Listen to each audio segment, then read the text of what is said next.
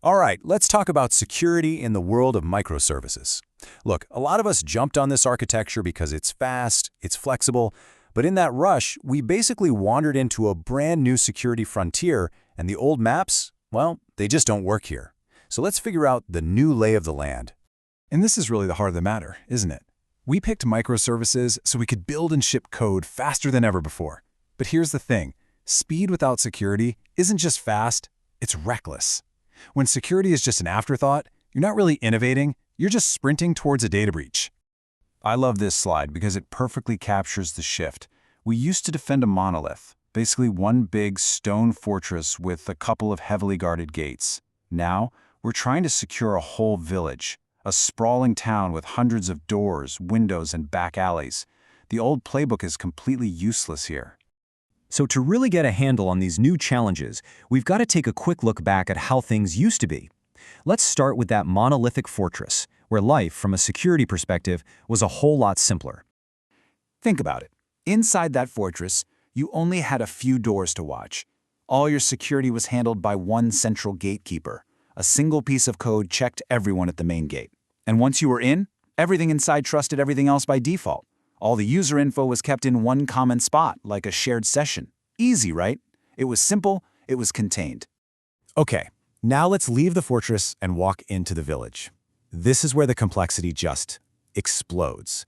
Every single one of those trusted internal parts is now its own separate building, its own service, with its own doors and windows that need to be locked down. And that brings us to the first huge problem. Instead of one or two main gates, you now have hundreds, maybe thousands of ways for someone to get in. Every single microservice API is a new door that an attacker can try to kick down. Your attack surface isn't just bigger, it is completely blown up. So the logical response is, okay, I'll just put a guard at every single door. But what happens then? Well, now every time one service needs to ask another service for something, it has to stop and show its papers. These little security checks start to pile up, creating insane latency. Your fast, agile system suddenly slows to a crawl, completely choked by its own security measures.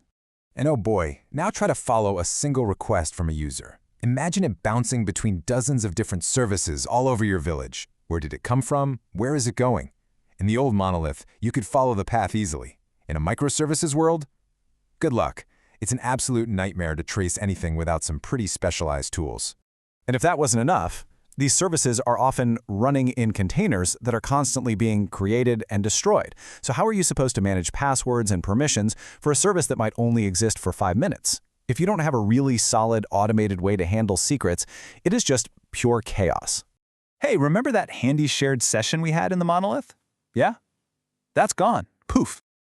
When a request goes from your orders service to your inventory service, the inventory service has no earthly idea who the original user was.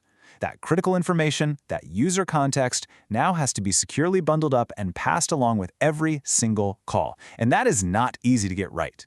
Which all leads us to this one unavoidable truth. All it takes is one poorly configured microservice, one unlocked backdoor in that entire village to bring the whole system down.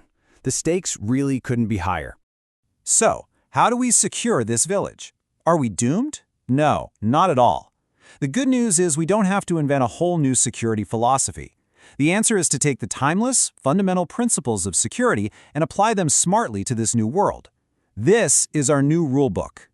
Rule number 1, the absolute bedrock: authentication. You have to know who you're talking to.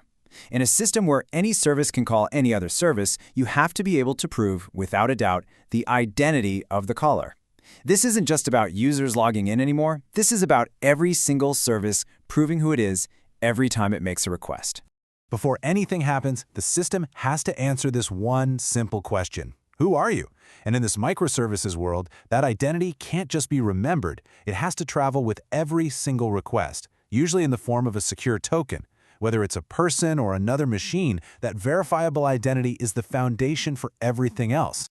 Next up, we have integrity. This is all about making sure that the message you received is the exact same message that was sent. No tampering along the way. When your data is flying between dozens of different services, you need a guarantee it wasn't messed with in transit. Think of it like a tamper-proof seal on a package. Technologies like TLS give you that seal of approval. Then there's non-repudiation. This sounds fancy, but it's a really powerful idea. It basically means you can't deny doing something you did. Once a service approves a payment, for example, a digital signature proves it happened. The service can't later claim, hey, that wasn't me.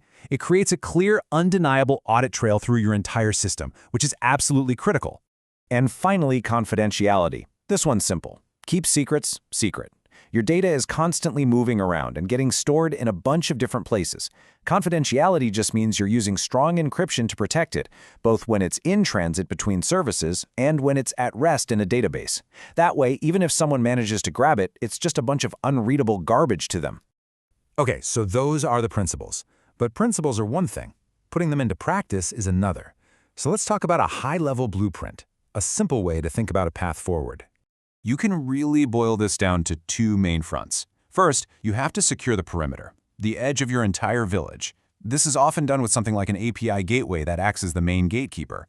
But, and this is key, that's not enough. You also have to secure all the interactions inside the village, the service-to-service chatter. This means adopting a zero-trust mindset. You assume the internal network is not safe, and every single interaction has to be checked. Which brings us right back to where we started. As you think about your own systems, this is the question you need to be asking yourself. Have you actually designed your security to protect a village? Or are you just trying to use the old rules of the fortress, leaving hundreds of doors and windows unlocked and hoping for the best?